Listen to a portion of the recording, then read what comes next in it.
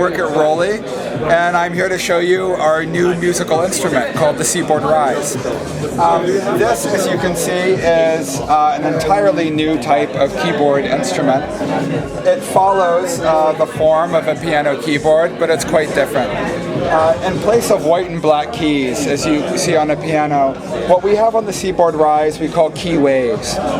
These are soft keys made of silicone, and their main feature is that they're touch responsive. They're incredibly touch sensitive. Just look at what I'm doing here.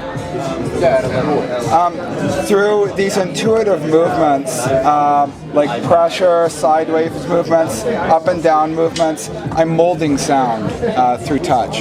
We call this the 5 dimensions of touch.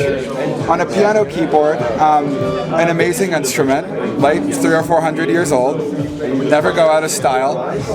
There is a limitation in the kinds of expression that you can achieve on a piano, no matter how good you are, because you can only modulate sounds through the force of attack on the surface. Strike. What we've done here after many years of R&D is find a way to combine on one musical interface the types of movements and expressiveness that you can find on acoustic instruments, wind, brass instruments, and electronic instruments. And I'm going to show you what I mean. For instance, by gliding my finger from left to right across the entire key wave surface, I'm bending the pitch in the current preset, just like I would on a violin with the vibrato movement, just as I would with a kind of like cool slide on a bass guitar. All of that is possible on the Seaboard Rise. Through pressure, through continuous pressure, I can, for instance, using a saxophone or other wind instrument sound, simulate breath. And that brings in the kind of like the organic, human, funky, soulful nature of a saxophone and why people listen to sax jazz music, right? It is uncanny on this instrument, when you listen to a sax preset, how much the simple, intuitive movement of pressure can simulate breath. So we've talked about strike and glide and pressure.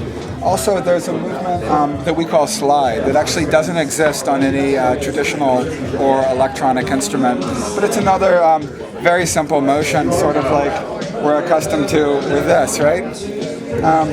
You can program in our custom-made software synthesizer Equator. You can map this simple movement onto anything you want. You can open or close a filter. You can turn one sound into another. You can deepen or enhance the quality of one sound that you're working with. For instance, to make a bass sound a little bit more acid or a little bit grainier.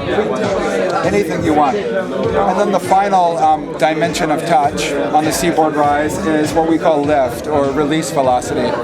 The speed with which I lift off the key wave will also change the character of the sound.